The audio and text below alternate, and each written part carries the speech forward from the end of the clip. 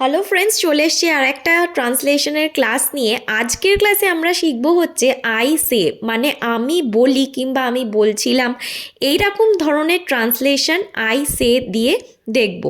চলো আজকের ক্লাসটা স্টার্ট করি।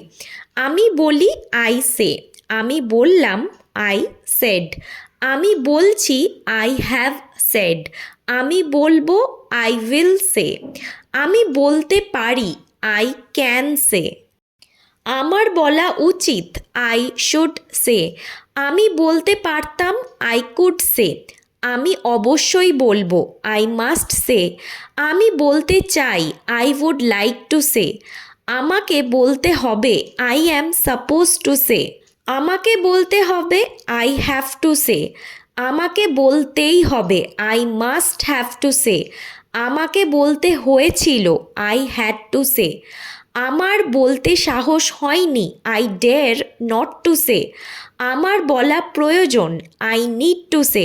তাহলে তোমরা বুঝতেই পারলে যে আই সে দিয়ে কত ধরনের সেন্টেন্স আমরা প্রায় দিন বলে থাকি। সেই রকমই সেন্টেন্সের ট্রান্সলেশনগুলো আজকে তোমাদের শিখিয়ে দিলাম। এরপর থেকে যেমন তোমাদের যখন দরকার এই ট্রান্সলেশনগুলো তোমরা ইংলিশে ব্যবহার করতে পারবে। আজকের ক্লাসটা এখানেই শেষ করলাম। ক্লাসটা ভালো লেগে থাকলে লাইক করবে আর ফ্রেন্ডসদের সাথেও ভিডিওটা শেয়ার করতে পারো, চ্যানেলটা সাবস্ক্রাইব করো।